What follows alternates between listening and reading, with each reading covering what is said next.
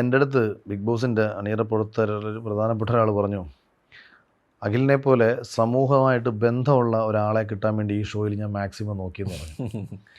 അതാണ് ഞാൻ പറയുന്നത്.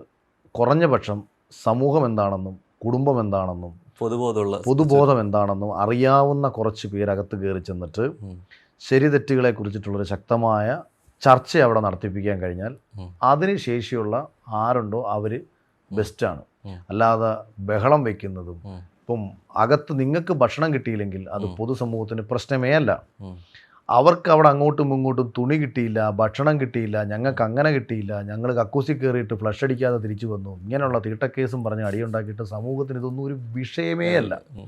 സമൂഹത്തിന് വിഷയമാകുന്നത് അവൻ്റെ കൺമുന്നിൽ നടക്കുന്ന, അവൻ അഭിമുഖീകരിച്ചുകൊണ്ടിരിക്കുന്ന, അവൻ നേരിട്ടുകൊണ്ടിരിക്കുന്ന പല പ്രശ്നങ്ങളും ഹൗസിനുള്ളിൽ കാണുകയും അതിന് ഒരു ഉത്തരം തേടി ഇവൻ കാലങ്ങളായിട്ട് അലഞ്ഞുകൊണ്ടിരിക്കുന്ന സമയത്ത് അതിനകത്ത് അതിനൊരു ഉത്തരം ഒരുത്തന് കൊടുക്കാൻ കഴിഞ്ഞാൽ ആ റെപ്രസെൻ്റ് ചെയ്യുന്നവൻ കാണുന്നവനായി മാറും. അതായത് ഇതിനകത്തുള്ള ഒരു പ്രേക്ഷകൻ അകത്തിരിക്കുന്ന ഒരുവനെ സ്വയം കണ്ടു തുടങ്ങും. ഞാനാണ് അവൻ എന്ന് കണ്ടു തുടങ്ങും. അല്ലെങ്കിൽ ഇവൻ എൻ്റെ ജ്യേഷ്ഠനായിരുന്നെങ്കിൽ എന്ന് ചിന്തിച്ചു തുടങ്ങും. ഇവൻ എൻ്റെ അനിയനായിരുന്നെങ്കിൽ എന്ന് ചിന്തിച്ചു തുടങ്ങും. ഇവൻ എൻ്റെ ആത്മാർത്ഥ സുഹൃത്തായിരുന്നെങ്കിൽ എന്ന് ചിന്തിച്ചു തുടങ്ങും. അല്ലെങ്കിൽ ഇതുപോലൊരു സുഹൃത്തോ, ഇതുപോലൊരു ജ്യേഷ്ഠനോ, ഇതുപോലൊരു കാമുകനോ, ഇതുപോലൊരു ഭർത്താവോ, ഇതുപോലൊരു അച്ഛനോ ഞങ്ങൾക്കുണ്ടായിരുന്നെങ്കിലെന്ന് പ്രേക്ഷകൻ ചിന്തിച്ചു തുടങ്ങുന്നിടത്താണ് മത്സരാർത്ഥിയും പ്രേക്ഷകനും തമ്മിലുള്ള ഒരു ഇമോഷണൽ ബോണ്ടിങ് സൃഷ്ടിക്കപ്പെടുന്നത്.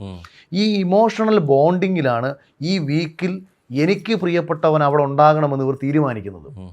എനിക്ക് പ്രിയപ്പെട്ടവനായിട്ട്, പ്രേക്ഷകന് പ്രിയപ്പെട്ടവനായിട്ട് മാറണമെങ്കിൽ പ്രേക്ഷകരെയും സമൂഹത്തെയും മനസ്സിലാക്കാൻ ബോധമുള്ള ഒരുത്തനകത്ത് വേണം.